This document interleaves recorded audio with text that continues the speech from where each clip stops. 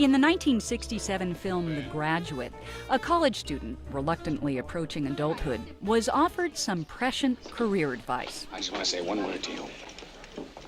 Just one word. Yes, sir. Are you listening? Yes, I am. Plastics. Exactly how do you mean? There's a great future in plastics. He was right. In the 1950s and 60s, the plastics industry not only transformed manufacturing around the world, it fundamentally altered the way people use and dispose of everyday products. Most plastic products are made from petrochemicals and are durable, lightweight, water-resistant, and inexpensive to produce. Worldwide, an estimated 330 million tons of plastic will be manufactured in 2010. That's more than 100 pounds of new plastic for every man, woman, and child on Earth.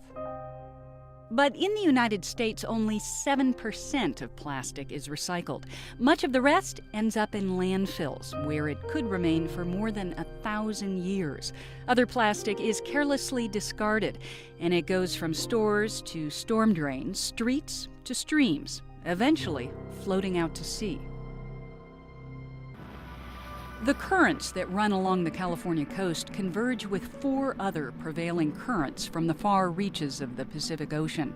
When they meet about 1,000 miles off the coast of California, they create a slow, swirling vortex known as the North Pacific Gyre.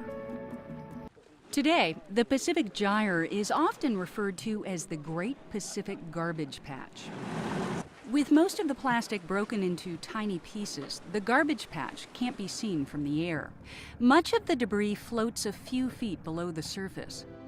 Mary Crowley charters yachts out of Sausalito, California, and has spent nearly 40 years on the open ocean.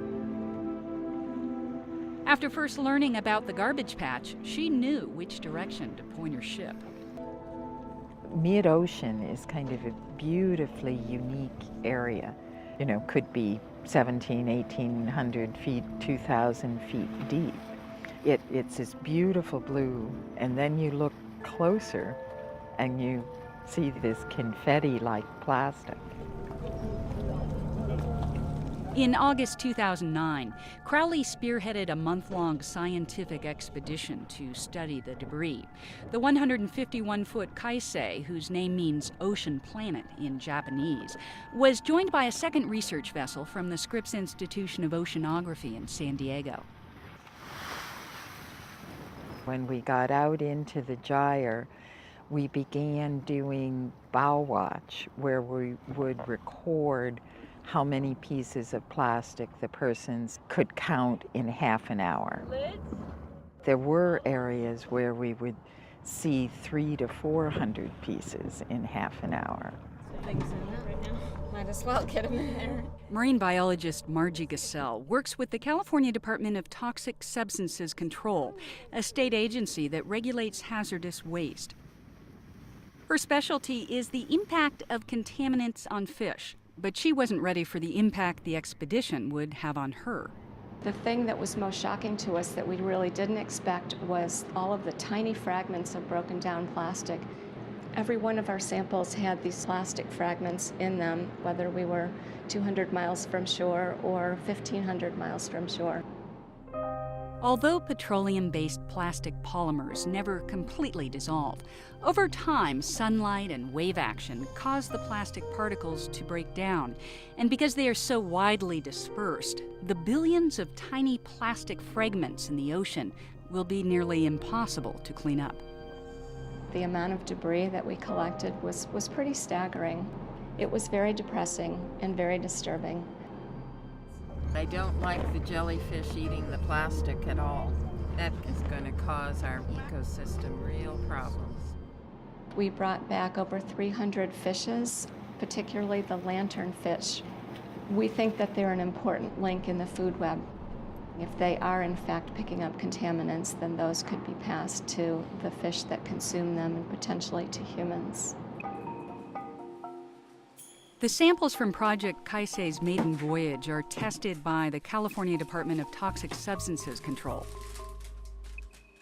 The samples are run through a mass spectrometer. It removes and separates toxic chemicals for analysis, such as PCBs and BPA, or bisphenol A, which are found in plastic and are known to be harmful to marine life and humans. As research is being done to analyze the problem, the search for alternatives is in the works.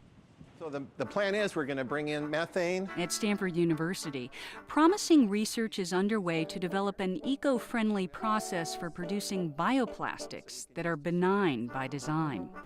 Meanwhile, Bay Area cities are also taking action. San Francisco and San Jose have banned plastic shopping bags, and state regulators in 2009 passed new rules that require all Bay Area cities to do more to reduce trash going into the bay.